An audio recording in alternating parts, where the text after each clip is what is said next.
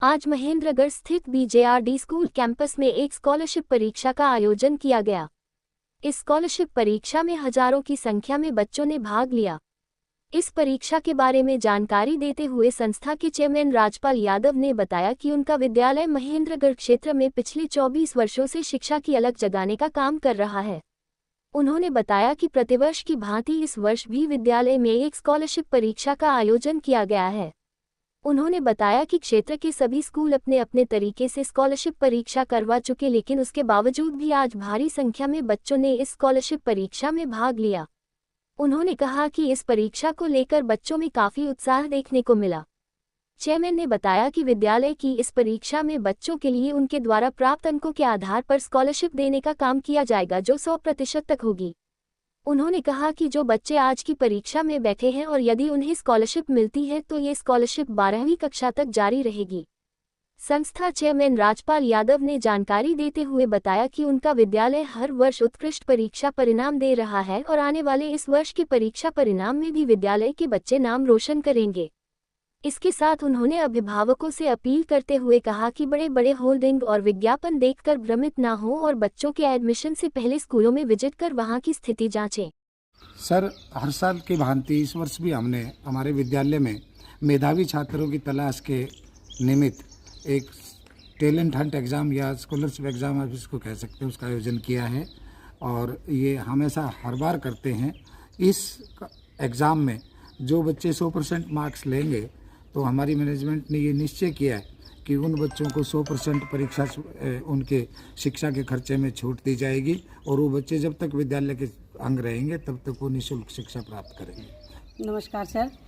हाँ जी सर, आज 31 मार्च को बीजेआरडी के प्रांगण में स्कॉलरशिप टेस्ट का आयोजन किया गया है और बच्चे काफ़ी उत्साहित थे इस टेस्ट को लेकर और काफ़ी संख्या में बच्चे आए भी हैं और 10 से 12:30 का टाइम है इस टेस्ट का और अब स्टार्ट कर चुके हैं हम पेपर। नमस्कार करमवीर जी।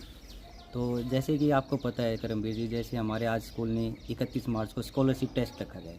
इसमें जो हमारे जो बच्चे हैं उन्होंने काफ़ी भागीदार किए, ठीक है। उसके अंदर क्या है कि जो बच्चे आर्थिक रूप से जो कमज़ोर हैं, जिनका परिवार कमज़ोर है, जो फीस नहीं पुगा सकते किसी प्राइवेट स्कूल में, तो उनके लिए बेस्ट अपॉर्चुनिटी है हमारे यहाँ पर, जो कि ये है कि इस टेस्ट के अंदर एक तो बच्चा अपने को क्वालिटी देखेगा कि कितना बच्चा कुछ करता है अपने लिए, और एक ये रहेगा कि भाई यहाँ पर आकर ये देखेगा कि और स्कूलों से कैसे डिफरेंट है बीजेआरडी सीनियर सेकेंडरी स्कूल। और जो यहाँ पर अब की बार आपने देखा होगा पिछली बार की जगह से अब की बार जो बच्चे यहाँ पर हज़ारों की संख्या में अब की बार बच्चे आए हैं। और अब की बार तो ये भी है कि काफ़ी स्कूलों ने पहले स्कॉलरशिप रख लिया था, उसके बाद हमने सबसे लास्ट में स्कॉलरशिप रखा गया है। तो ये सभी उन बच्चों के लिए अपॉर्चुनिटी रहेगी जो बच्चे और स्कूलों में एडमिशन लेने से वंचित रह जाते हैं। यहाँ पर आपने पीछे रिजल्ट देखा होगा, हमने पिछले रिजल्ट में क्या था, हमारे एक लड़की थी यहाँ पर प्रियंका कुमारी, जो अपने रिवासा गांव से थी, संजीव कुमार जी की लड़की, उनका लेफ्टिनेंट में चयन हुआ है। और उससे पिछली साल 2022 में हमारे पाली से एक लड़की थी, तो उन्होंने यहाँ पर डिस्ट्रिक्ट टॉप किया था 10th क्लास में। तो अब की बार भी हमारे पास जो रिजल्ट आने वाला है वो भी आपको बहुत अच्छा देखने को मिलेगा। और पिछले लास्ट सालों से, पीछे काफ़ी वर्षों से जो हमारे पास जो रिजल्ट है वो भी काफ़ी अच्छे आ रहे हैं। करमवीर जी नमस्कार। आज विद्यालय में एक स्कॉलरशिप परीक्षा का आयोजन किया गया और इस स्कॉलरशिप परीक्षा का जो आयोजन है इसका मुख्य उद्देश्य यही है कि भाई जो बच्चे होशियार हैं और जिनकी के अंदर प्रतिभा है, उन बच्चों को के अभिभावकों को या उन बच्चों को शैक्षणिक क्षेत्र में अच्छा करते हुए फीस के रूप में उनको लाभ। जी, जिस प्रकार से देखा है कि जो है आज 31 मार्च हो गया है लास्ट में क्या, लेकिन बच्चों का उत्साह आज भी काफ़ी संख्या में बच्चे पहुंचे हैं, तो इसके पीछे क्या वजह रही? इसके पीछे यही रहा कि वास्तव में इस तरह का ये आखिरी दिन और हमने जो ये इसका आयोजन जो किया और इस समय में भी जबकि बाकी स्कूल इस स्कॉलरशिप परीक्षा को पहले कर चुके, उसके बावजूद भी बच्चों ने इस स्कॉलरशिप परीक्षा में बहुत ही बढ़ चढ़ करके भाग लिया। और इसके पीछे मैं तो यही मानता हूँ कि स्कूल के प्रति बच्चों का और अभिभावकों का विश्वास है और उन्होंने ये देखा कि वे बच्चों को स्कूल में स्कॉलरशिप परीक्षा में भागीदारी दिलाना चाहिए और वो कुछ न कुछ संस्था के प्रति विश्वास भी प्रकट करते हैं कि ये जैसा लोगों से कमिटमेंट करते हैं उस पर ही खरा उतरते हैं।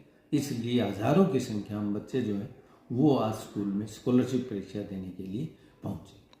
तो इस बार की जो परीक्षा में किस प्रकार की उम्मीदें हैं? क्या जो है बीजेआरडी एक बार फिर से अपना इतिहास दोहराएगा?